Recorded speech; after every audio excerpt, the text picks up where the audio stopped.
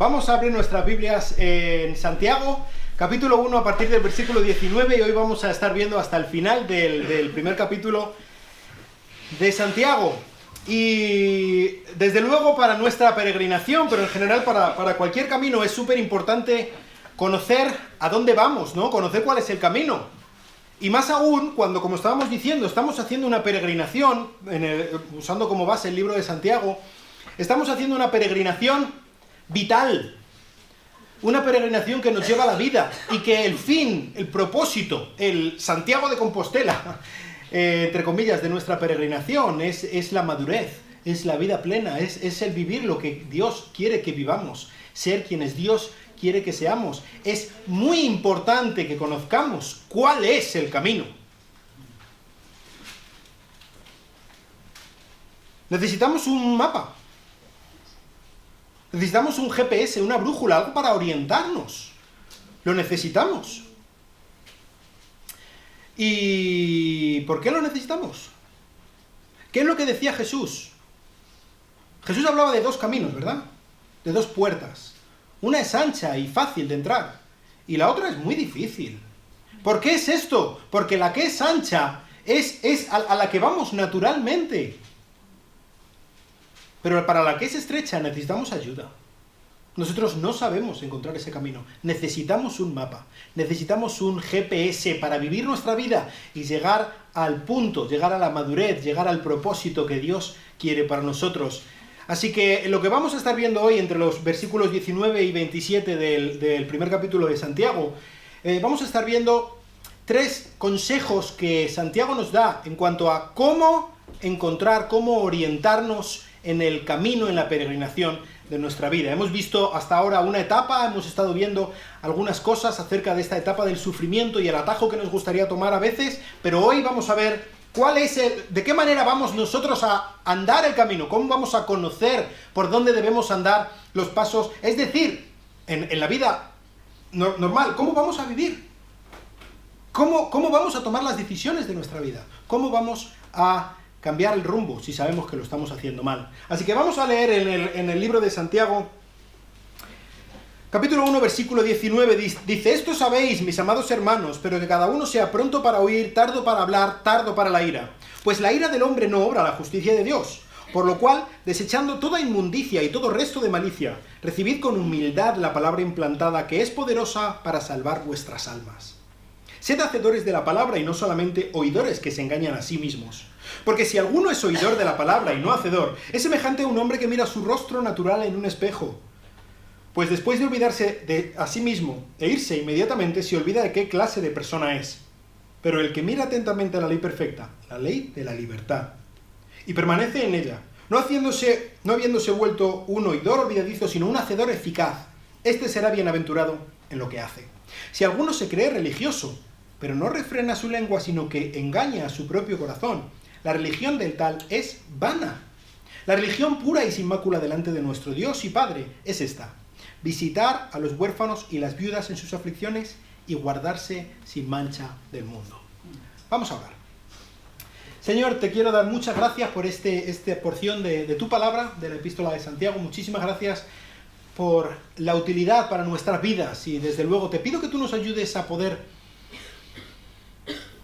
buscar realmente, de todo corazón, qué es lo que tú quieres para nosotros y seguirlo, Dios. Ayúdanos a, como está diciendo aquí Santiago, no ser oidores olvidadizos. Ayúdanos a buscar la santidad, Señor. Ayúdanos a perseguir a Cristo. Querer ser como Él. Y sobre todo, pues, muchas gracias porque tú lo haces posible. Eres tú. Gracias, en el nombre de Cristo. Pues en el texto anterior, en el versículo 18, ¿os acordáis que terminaba Santiago diciendo que Él nos ha hecho nacer por el poder de su palabra, como primicias, ¿no? Primicias de la nueva tierra que vendrá, de la nueva realidad que vendrá cuando Cristo vuelva. Y así que terminaba diciendo que por su palabra, por su glorioso evangelio expresado aquí en su palabra, Él nos ha hecho renacer. Tenemos vida por esto. Así que ahora pasamos de lo que decía Santiago acerca de la palabra de Dios a algo mucho más cotidiano. y es nuestra palabra, lo que nosotros decimos. ¿Y cómo es esto? ¿Por qué dice esto Santiago? Pues tiene mucho que ver con el primer consejo que Santiago nos da para poder orientarnos en medio de nuestra vida, y es que recibamos la palabra de Dios con humildad. Recibe la palabra de Dios con humildad. Humildad. Es decir, acepta que necesitas un mapa. Acepta que lo necesitas. El primer paso, si tú estás perdido en un sitio y vas con el coche dando vueltas por la misma edificio todo el rato y no sabes salir y estás perdidísimo, lo primero que tienes que hacer para poder mirar, abrir el móvil y preguntarle a Google que por dónde se va, lo primero que tienes que hacer es aceptar que necesitas ayuda, que tú no puedes hacerlo por ti mismo, ¿verdad? Y esto es precisamente lo que nos dice Santiago. Fíjate que nos dice en el primer versículo, versículo 19, que cada uno de vosotros sea pronto para oír, tardo para hablar y tardo para airarse. Básicamente aquí lo que nos está diciendo Santiago es algo así como, imaginaos un orden de batalla de un ejército, ¿no? Y entonces el general ha dispuesto el ejército en 3 destacamentos.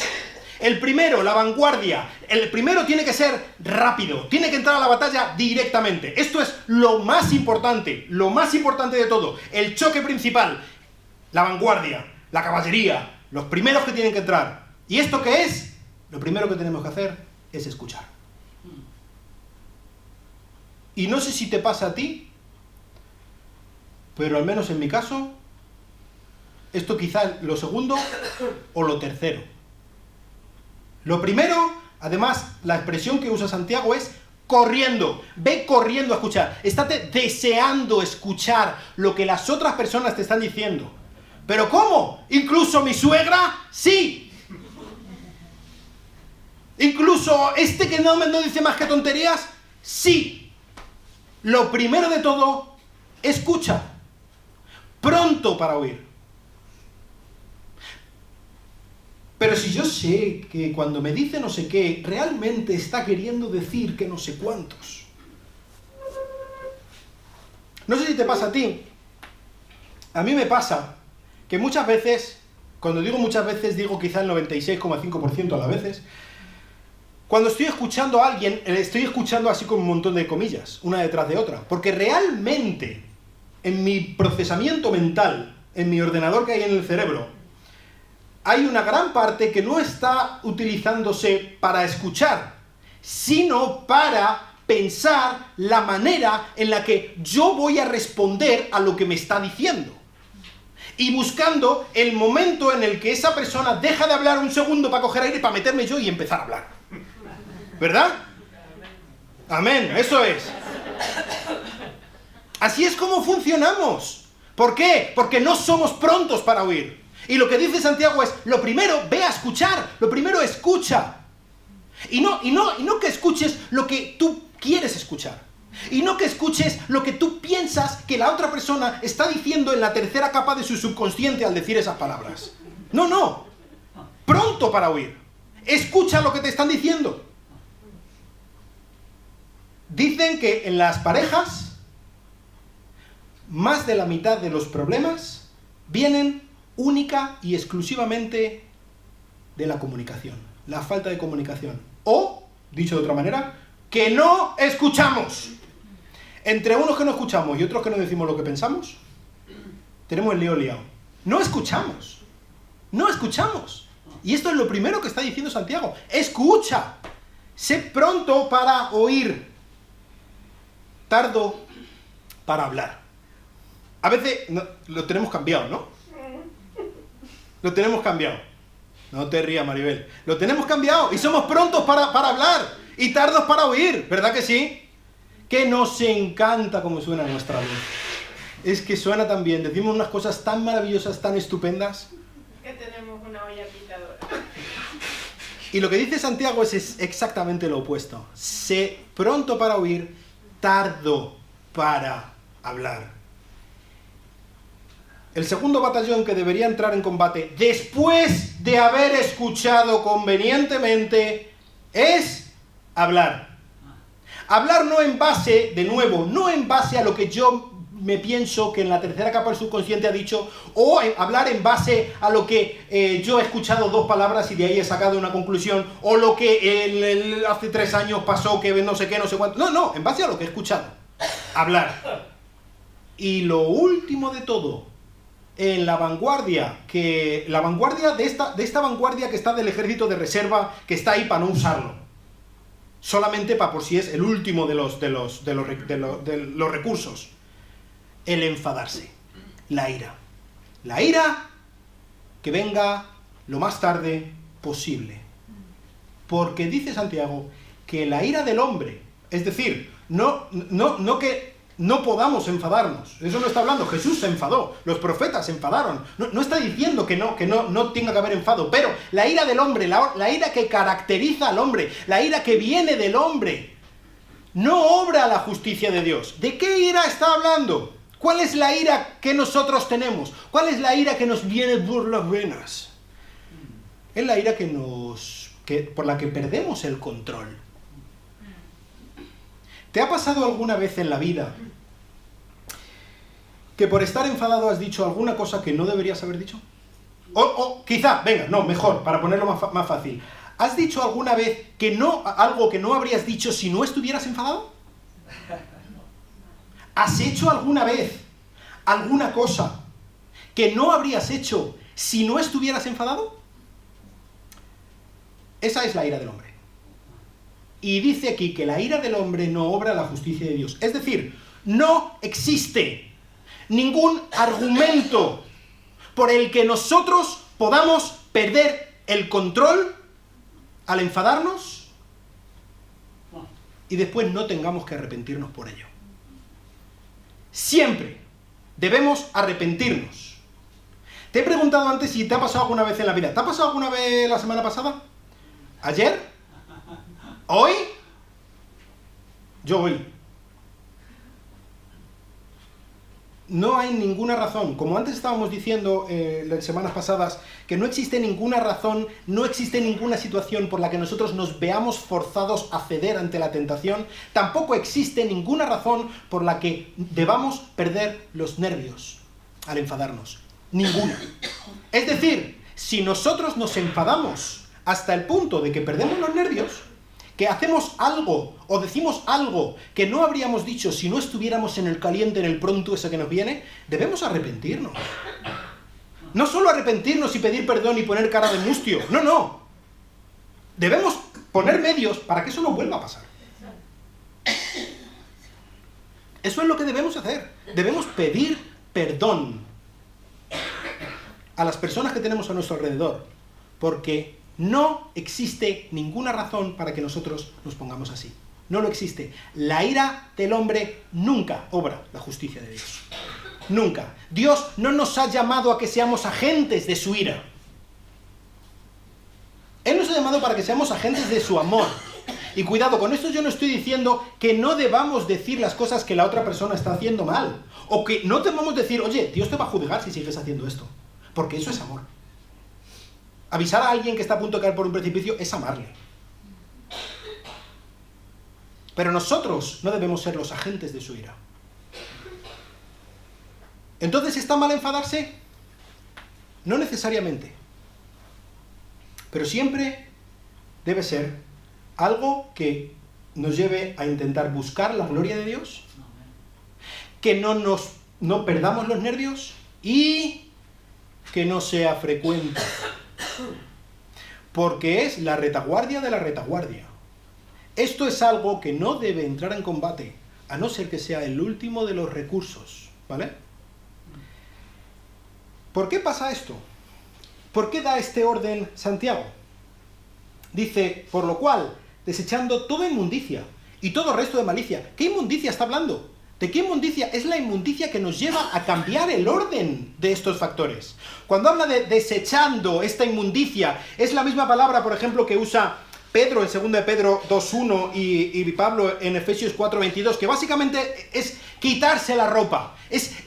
Hemos estado nadando por el barro, hemos estado dando vueltas por el fango, pues ahora tenemos que quitarnos nuestras ropas ajadas y malolientes.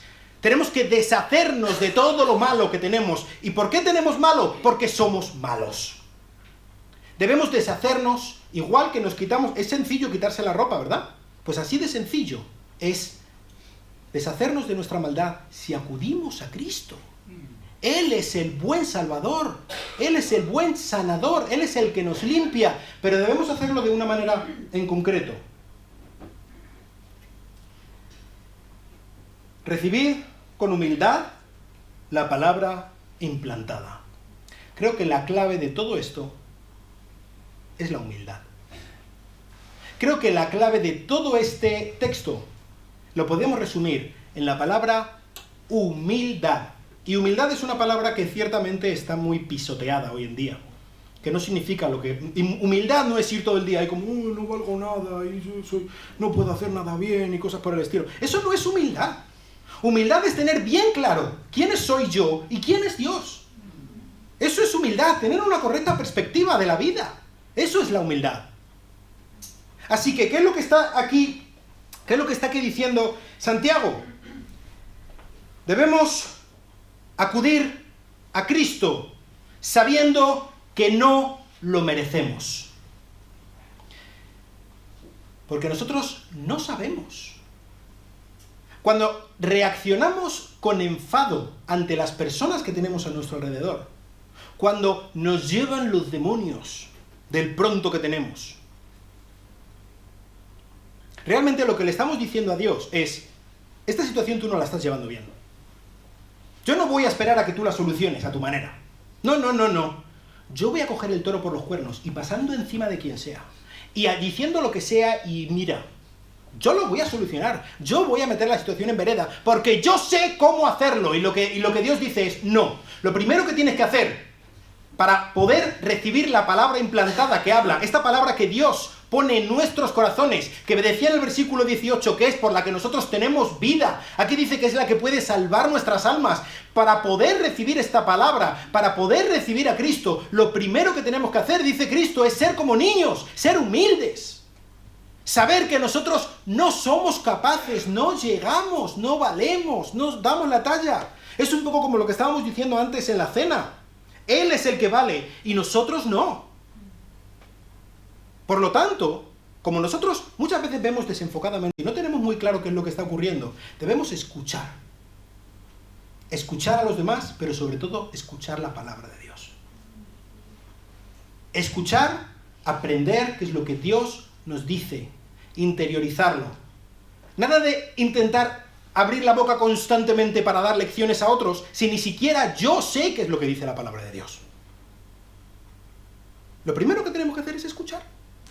Es aprender qué es lo que dice la palabra de Dios para nuestras vidas. Y para esto necesitamos humildad. Sabiendo que Él es el que nos ha implantado la palabra de Dios. Esto no es algo que haya brotado de nosotros. La salvación, el Evangelio, es algo que Él ha hecho, es algo que Él ha implantado en nuestro corazón, es algo que Él ha traído a nuestras vidas y de lo cual nosotros no tenemos ningún mérito. Absolutamente ninguno. No somos nadie para ir dando lecciones a nadie. ¿Esto quiere decir que no debamos hablar? Por supuesto que no. Esto quiere decir que debemos hablar después de haber escuchado. Escuchado a los otros, pero sobre todo escuchado lo que dice la palabra de Dios. Hablar con la correcta perspectiva. Entonces, lo que hablaremos no serán bobadas, como muchas veces decimos. Entonces lo que hablaremos no serán sapos y rayos y retruécanos, como a veces decimos, sino que será algo que viene con gracia, algo que viene con amor, algo que es lo que Dios quiere que digamos. Y lo de enfadarse, vamos a dejarlo atrás, ¿vale? Lo de enfadarnos, lo dejamos. Y si llegamos a enfadarnos, pedir perdón. Así que lo primero que tenemos que hacer es recibir la palabra de Dios con humildad. Decía Spurgeon, si alguien habla mal de ti, sin conocerte, no te preocupes. Peor hablaría de ti si te conociera. Y esto es exactamente lo que ocurre.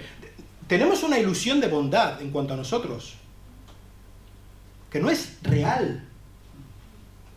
Tendemos a minimizar y justificar nuestro propio pecado y a maximizar el de los demás, para que cuando nos reflejamos, cuando nos comparamos, salgamos ganando siempre. Y esto hace que nosotros nos pensemos que somos dignos. No solamente que somos dignos de Dios o del Evangelio, sino que podemos enfadarnos con los demás.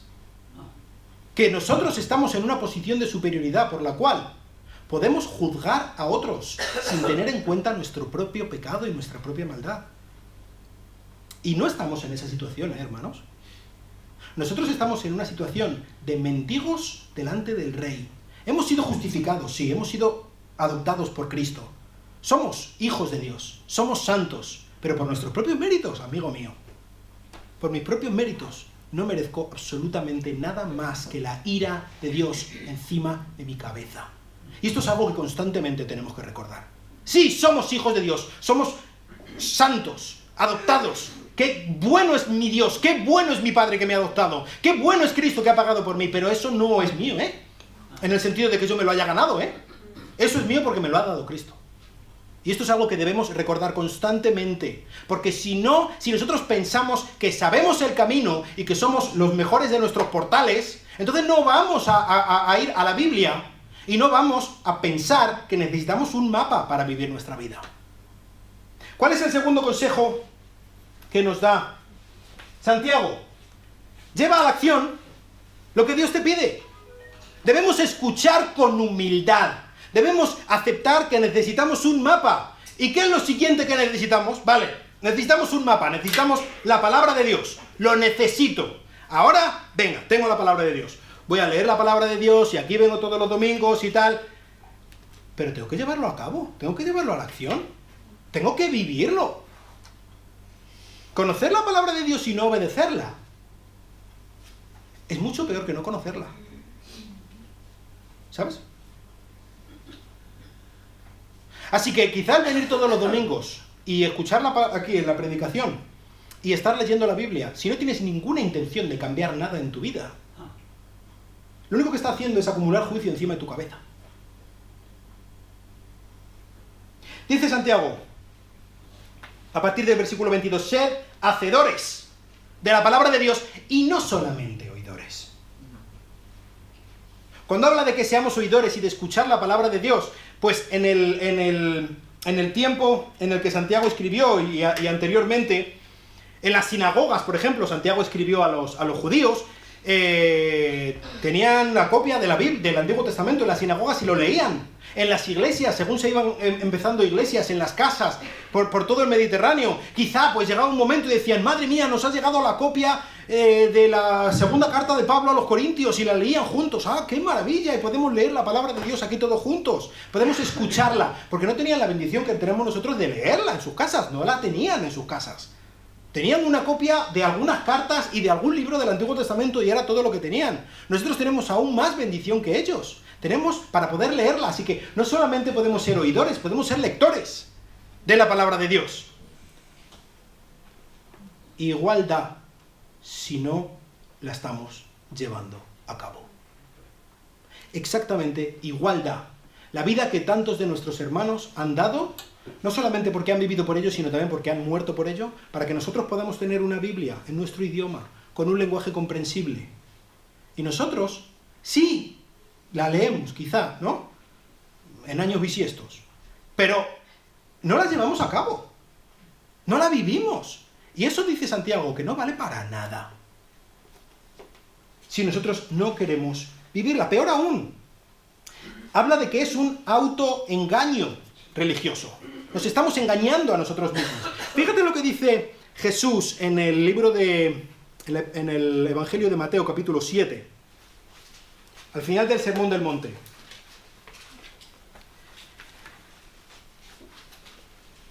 Dice Jesús, Mateo 7:24, por tanto, cualquiera que oye estas palabras mías y las pone en práctica, será semejante a un hombre sabio que edificó su casa sobre la roca, cayó la lluvia, vinieron los torrentes, soplaron los vientos y azotaron aquella casa, pero no se cayó, porque había sido fundada sobre la roca. Y todo el que oye estas palabras mías y no las pone en práctica será semejante a un hombre insensato, que edificó su casa sobre la arena y cayó la lluvia, vinieron los torrentes, soplaron los vientos y azotaron aquella casa y cayó. Y grande fue su destrucción. Los dos, si os fijáis, los dos constructores oyeron sus palabras, tanto el uno como el otro. La diferencia es que uno lo puso en práctica y el otro no. Y el uno, vinieron los torrentes y la lluvia y los vientos, y allí permaneció. Y del otro, amigo mío, grande fue su ruina, grande fue su destrucción. El escuchar la palabra de Dios debe llevarnos a vivir la palabra de Dios. Eso es a lo que debe llevarnos. Lo contrario, Santiago lo equipara o lo pone una imagen como si alguien que se estuviera mirando en un espejo, mira su cara en un espejo. En estos tiempos los espejos no eran como los espejos de ahora, ¿vale? Que se ve súper bien, nítido, en 4K, ¿no? No, los espejos de entonces eran una pieza de metal pulida, todo lo más que podían, y entonces sí que había quizá algunos cachitos en los que se veía más o menos bien, tenía que fijarse, por eso dice alguien que se fija para ver en la palabra de Dios. Pero tú te miras en un espejo y te ves, uy, tengo un moco, uy, tengo la barba embarrada de chocolate, y aquí tengo un grano, madre mía si estoy feo, madre mía si estoy guarro, venga, buenos días. Y entonces dejo el espejo y me salgo a la calle, me pongo la chaqueta y a vivir la vida. Y lo que yo he visto en cuanto a mi cara embarrada de chocolate y con el grano y con el moco, es que ni me acuerdo en todo el día, y toda la gente que me va viendo por la calle va pensando, madre mía, este no tendrá espejo en su casa. No, pero sí lo tengo, pero es que me da igual. Porque yo lo veo, y lo que veo se me olvida, y ¡fum!, me pasa por encima y no me vuelvo a acordar de ello. Esto es lo que ocurre con las personas que acuden a la Biblia y leen la Biblia. Esto es lo que pasa con las personas que vienen a la iglesia y escuchan las predicaciones acerca de la Biblia y salen por la puerta y siguen viviendo su vida exactamente igual. ¿Por qué pasa esto?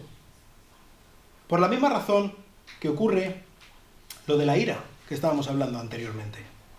Porque nos pensamos que nuestros errores no son tan importantes. Porque yo me pienso que, mira, total, yo no hago daño a nadie, ¿no? Y si yo estoy ahí en el ordenador viendo la pornografía, yo no estoy haciendo daño a nadie, yo no estoy matando a nadie ni robando a nadie, ¿no? Yo no estoy yéndome de prostitutas, no, nadie se entera.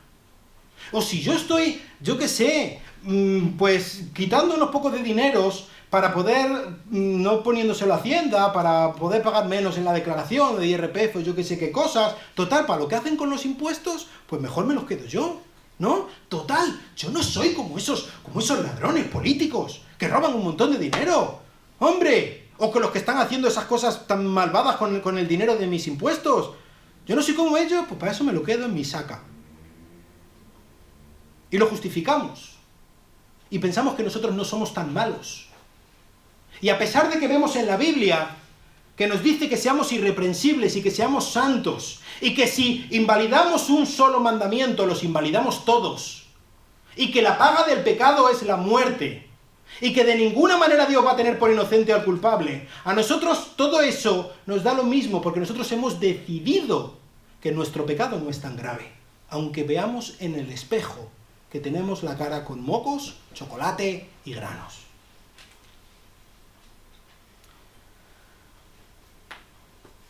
Debemos hacer algo al respecto. ¿Qué es lo que dice Santiago que debemos hacer algo al respecto? ¿Qué es lo que dice que debemos hacer?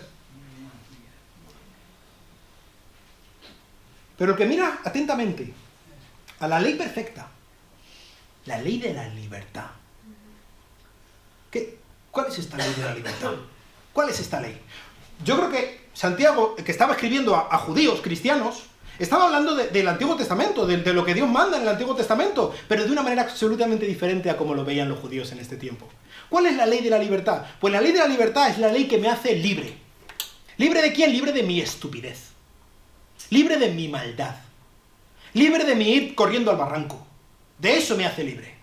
Me hace libre porque yo no tengo que ganar mi propia salvación. Porque quien me salva es la palabra implantada en mi corazón. Es su palabra, es el Evangelio, es Jesucristo el que me ha salvado. Yo no tengo que ir buscando mi salvación. Yo no tengo que ir haciendo esto y lo otro y este paso y el otro para poder llegar a ser salvo. Porque ¿sabes qué? Ahí Dios mismo vino y murió por mi pecado. Yo no tengo que comprarlo. Él lo pagó y me lo regala. Soy libre. Es la ley de la libertad, porque es la ley que me ha dado, si yo he confiado en Cristo, me ha dado al Espíritu Santo en mi corazón, para que no solamente no tenga que cargar con el pago de mi deuda, de mi culpa, de mi pecado, sino que además tengo a Dios mismo dentro de mí, ayudándome, impulsándome a ser más como Cristo, a querer ser más como Él. Así que lo que tengo que hacer es buscarle a Él. Intentar agradarle, no para comprarlo, sino porque Él lo merece. Porque Él lo merece y porque ahí está mi bien. Y si yo estoy intentando hacer esto, si yo estoy intentando cumplir su palabra, no porque tenga que hacerlo que tengo un peso enorme encima de mi cabeza, sino porque soy libre de hacerlo, ¿sabes? Entonces, no solamente tendré la consecuencia de haber cumplido lo que Dios dice para mí y andaré por el buen camino, sino que además, dice, aquí es la segunda bienaventuranza que Santiago da, seré bienaventurado delante de Dios por obedecerle de acuerdo a lo que Él espera de mí. No solamente tendré las consecuencias justas de mis acciones justas, sino que además Dios estará ahí bendiciéndome. Estaré en el foco, en el centro de la voluntad de Dios para mí.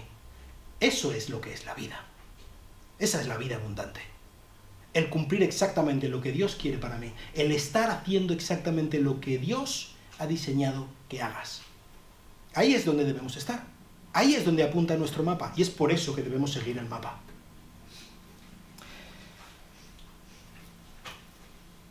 ¿Cuál es el tercer mandamiento o el tercer consejo que nos dice Santiago? Que tu fe sea pública. ¿Cómo? Pero si yo he oído que la religión tiene que ser algo privado, ¿no?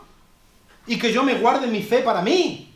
Y que no ande diciendo... No. Santiago dice que tu fe sea pública y que todo el mundo la vea. Esto es algo que no es para guardártelo tú. Nuestra religión debe ser evidente a los demás. Es decir, necesitamos el mapa.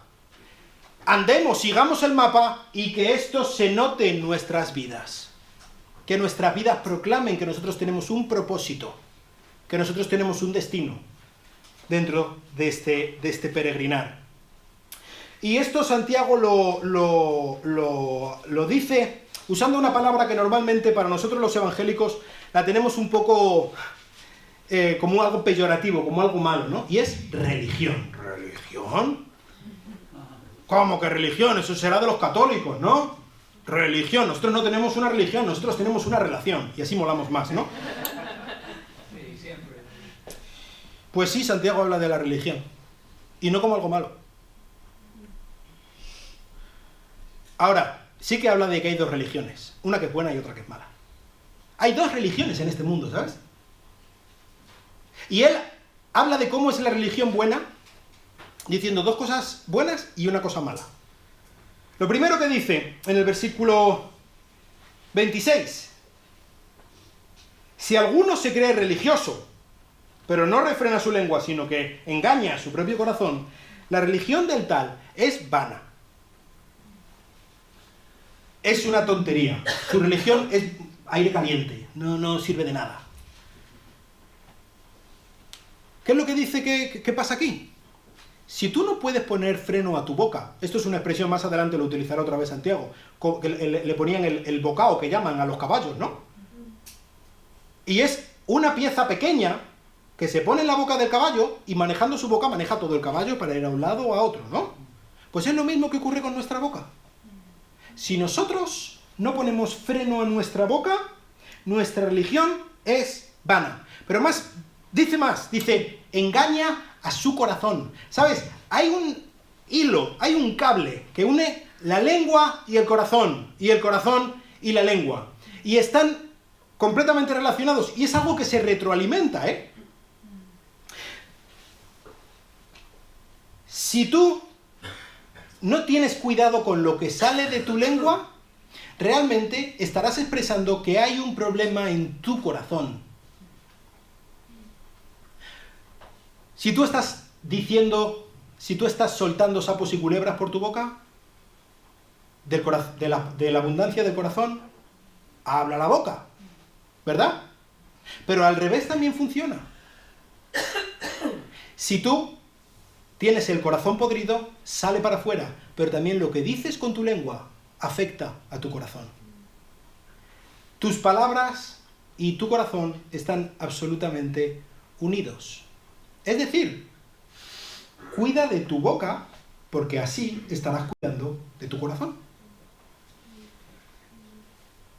No solamente que no digas palabrotas. Cuando estás hablando, cuando estoy hablando, muchas veces, intentamos quedar por encima de los demás. Hablamos de mí, de mí, de mí, de mí, de mí, de mí, de mí. Y digo de lo mío en lugar de preguntar por qué tal estás. Porque aquí lo importante soy yo. Porque realmente lo que estoy expresando con mi boca es que a mí no me importas un bledo. A mí me importo yo. Y mi corazón es egoísta. Y por lo tanto, yo hablo de mí. Y si tú tienes un problema, pues como mucho digo que Dios te bendiga. O que oraré por ti. Luego ya si eso ya miraremos a ver. Pero como mucho. ¿Y esto qué está expresando? Que yo tengo un problema en mi corazón. Y si yo estoy diciendo que soy muy religioso, pero tengo un problema en mi corazón, más aún, estoy engañando a mi corazón. Entonces, mi religión no vale un pimiento. Porque, como dijo Jesús, por ejemplo, en el Sermón del Monte, en la obediencia a las leyes de Dios tienen que brotar del corazón. Y si no brotan del corazón, sencillamente son una fachada. Y mi religión sencillamente es una fachada. Entonces, ¿cuál es la religión que no funciona? ¿Cuál es la religión que no vale? La religión en la que me engaño a mí mismo porque no trato el problema de mi corazón. ¿Y cuál es la religión que sí funciona? Dice en el versículo siguiente, versículo 27. La religión pura y sin mácula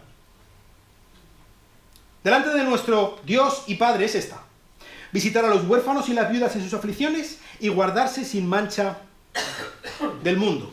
La primera, ayudar a las personas que más lo necesitan. Los huérfanos y las viudas eran las personas que estaban desamparadas en este tiempo, más aún en sus aflicciones, cuando lo están pasando mal. La religión pura y sin mácula, la religión auténtica, se preocupa de los problemas de los demás antes que de los míos. Mira los derechos de los demás antes de los propios. Eso es lo que hace. ¿Por qué haría eso? La religión, para comprar a Dios, ¿no? Para poder ganar la salvación, ¡no! Porque si yo tengo a quien se ocupe de mis problemas, que es nada más ni nada menos que el Señor Todopoderoso, el Rey, el Creador, el Gobernador del universo, yo no tengo que preocuparme de mis problemas. Yo puedo preocuparme de los demás, porque tengo a alguien que se ocupe de los míos. Eso es confiar en Dios. Haber confiado en Dios significa que ya tengo quien se ocupe de lo mío. Ya está, puedo ocuparme de los demás. Esa es la primera parte de la religión pura y sin mácula. Ir a quien lo necesita y ayudarlo. La segunda, guardarse sin mancha delante de Dios. Fíjate que, por una parte, está diciendo, lo primero de la religión pura y sin mácula es ir al mundo y ayudar a las personas. Sí, esto está hablando desde luego de las necesidades materiales. De quizá hay alguien que necesite un abrazo, o que le escuchen, o alguna cosa por el estilo. Necesitan a Cristo, ir y darles a Cristo, hablarles del Evangelio. Esa es la religión pura y sin mácula. Ir al mundo y darles lo que ellos necesitan, pero hay otra parte, hay otra cara, y es guardarse del mundo. Ir al mundo, estar en el mundo, pero no ser del mundo. Guardarse sin mancha delante de Dios. No contaminarnos con la maldad, no ser engañados por las mentiras de este mundo. Estar escuchando la palabra de Dios, creyendo la palabra de Dios, viviendo la palabra de Dios, ayudando a otros, pero sabiendo que aunque estemos ayudando a otros, nosotros no podemos bajar al cielo para ayudar a los que están en el cielo. Nuestra ayuda viene del Señor, y esta es la ayuda que nosotros podemos dar a otros. Tenemos que tener un equilibrio, no quedarnos en nuestro gueto cristiano o cristianoide, ¿no?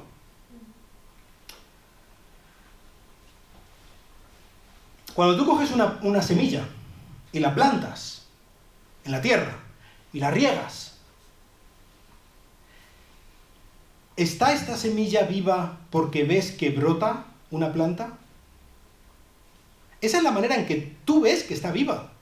Pero la planta no está viva porque tú veas el brote. El que tú veas el brote es la consecuencia de que esté viva, ¿entiendes? No es la causa de que esté viva. Eso es precisamente de lo que está aquí hablando Santiago. La religión pura y sin mácula delante de Dios es que yo puedo ayudar a los demás, que yo puedo guardarme sin mancha, porque yo confío en el Dios que lo hace posible. Hay dos religiones, una que se engaña a sí mismo y dice, yo puedo ganar a Dios, yo puedo comprarlo, yo puedo tomar el cielo por asalto. Y hay otra religión, la religión buena, pura y sin mácula, que dice, yo voy a confiar en Dios, porque Él ya lo hizo todo, así que yo puedo ayudar a los demás y buscar agradar a Dios, porque vivo en la ley de la libertad. Así que lo que nos está diciendo aquí Santiago, por ejemplo, en cuanto a nuestra boca, no es que debemos hablar así con un lenguaje espiritualoide, ¿no? Intentar que todo el mundo sepa que somos cristianos por decir palabras estrambóticas que aparecen solamente en la Reina Valera 1960. Y si es de la Reina Valera antigua, mejor, ¿no? Así seremos más espirituales, ¿no?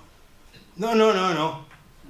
Fíjate, Pablo dice en Efesios 5:19, hablando de cómo hablar, ¿no? Dice, hablando entre vosotros con salmos, himnos y cánticos espirituales, cantando y alabando a Dios en vuestro corazón al Señor, dando siempre gracias en todo en el nombre de nuestro Señor Jesucristo, a Dios el Padre, sometiéndoos unos a otros en el temor de Cristo. Esto es lo que debe salir de nuestra boca. ¿Pero esto es lo importante? ¿Esto es lo más importante?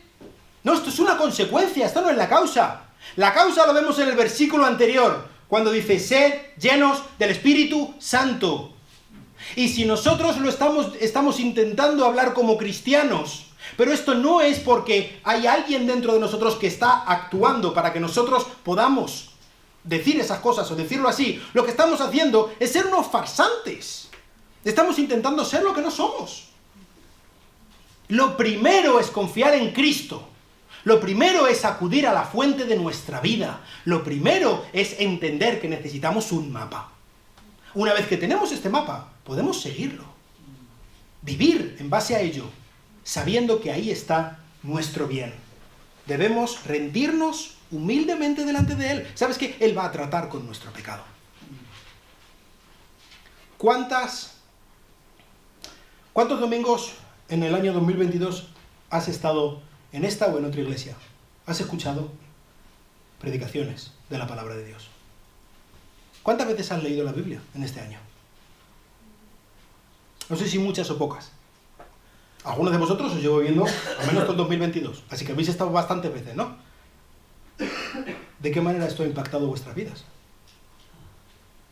¿Podéis poner el dedo en cambios que tú hayas hecho en tu vida por escuchar y poner en práctica la palabra de Dios?